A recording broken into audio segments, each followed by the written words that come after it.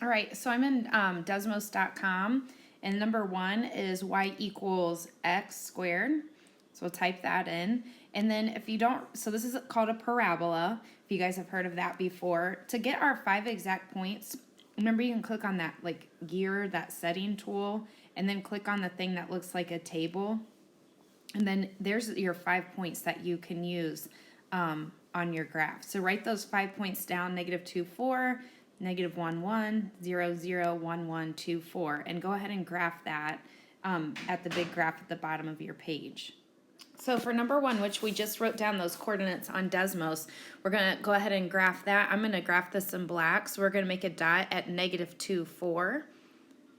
Right there. Negative 1, 1, 0, 0, 1, 1, and 2, 4.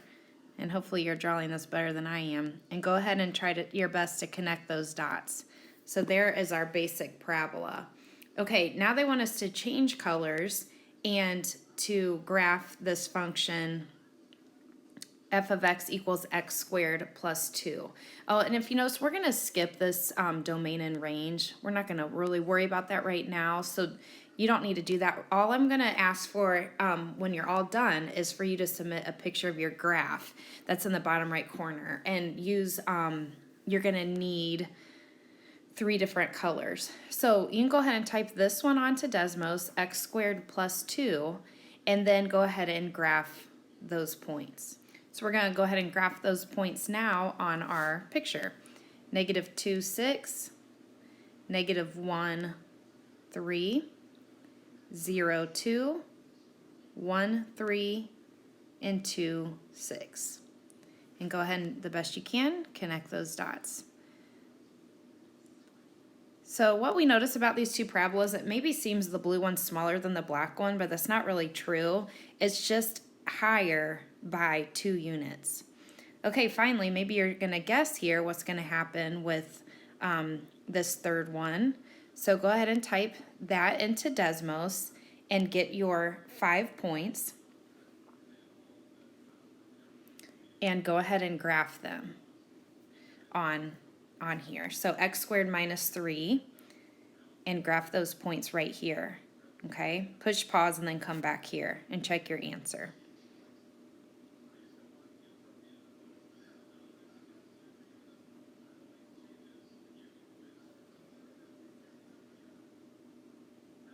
Oops.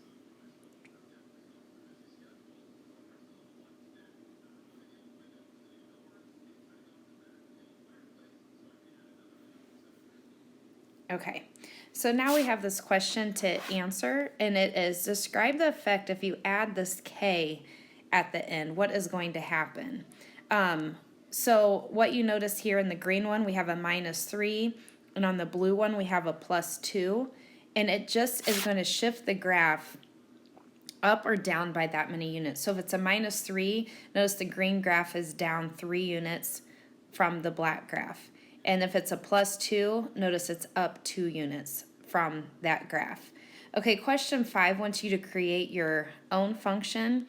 And we can go ahead and do that together. And so what I would like you to submit is y equals x squared, let's do minus 7. So you're going to need to submit that. That's part of your homework, to do that function right there, x squared minus 7. All right, so now we're on the second page, number 6, and notice down here they've already graphed for you. This is the basic y equals x squared that they've graphed for you already here in black. So that's kind of nice. That's kind of done for you. So we have the point 0, 0. I'm going to fix that. 1, 1, and 2, 4. If you want to kind of put some dots there, and negative 1, 1. And negative 2, 4. So that's already been graphed for you. Now what I need you guys to do in Desmos is make sure you type in your equation with the parentheses. X plus 2 needs to be in parentheses when you type that onto Desmos. I'm going to explain both of these at the same time, number 6 and number 7. So when I typed it into Desmos, what we're seeing is I'm not getting the points I actually want. So if you look at the black points, you see the vertex, but you don't see really the other points of the graph. So what you can do, and we're not going to be able to have room to graph some of these, like 216. So let's click on the 2 and replace it with -3. And then let's also type in -4. So these are the points I would like you to use when you graph on your paper, the ones that you can now see. And then in the green graph, the x minus 3 squared is this green graph. Notice at the bottom, I've imported the numbers 3, 4, and 5. So you can just, change these to whatever you want, 3, 4, and 5, because we're not going to have room to graph -2, 25. So just kind of keep clicking around until you get points that actually work on the graph we're providing. Here's the numbers. I wrote down the chart from Desmos right here in red, and I've gone ahead and put a dot on the graph at all 5 of those points in red. So if you want to go ahead and draw that on your paper, that would be great. And then we're going to do the same thing. Well, actually, before we go to number 7, so go ahead and finish number 6. And then if you want to go ahead and connect the dots to draw the parabola, there's something strange that kind of happens. So now if you think of how our parabola, our red is different from our black, which way did it move? Did it move right or did it move left? And the answer is, and I'd actually write it down up here, this moved left, which seems kind of backwards, doesn't it? Because we have a +2, but it actually moves the graph left. That's what happens. And you can kind of notice when you plug in -2 into the problem, -2 plus 2 is 0 squared. That's why it moves to the left, because you have to put negative numbers in there to help it move. Okay, so now go ahead, hopefully you have the chart already done for this x minus 3 squared. And I'm going to write that off to the side. And again, just so you guys can be looking at Desmos still, because you have this piece of paper in front of you. And the numbers that we wanted from Desmos, I've got to think a little bit.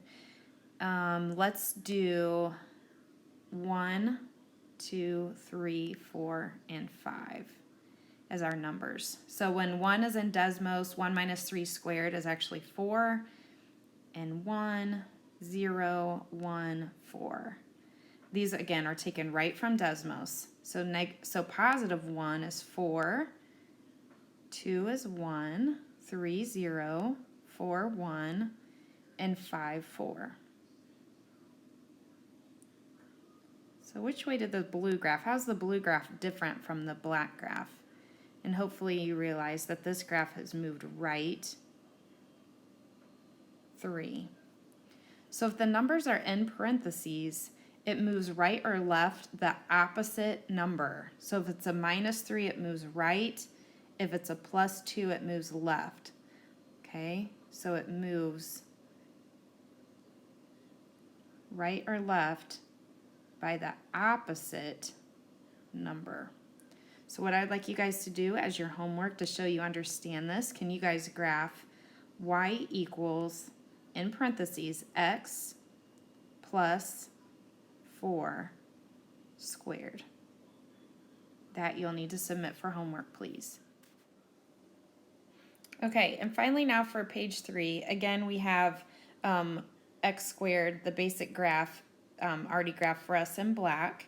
And now we're going to do number 10. We're going to choose a different color. And we're going to see what happens when you put a 2 in front of the x squared. So try to think what is going to happen to the graph. And then the second one, number 11, it is supposed to say 1/2 x squared. I know that little fraction bar is missing on your paper.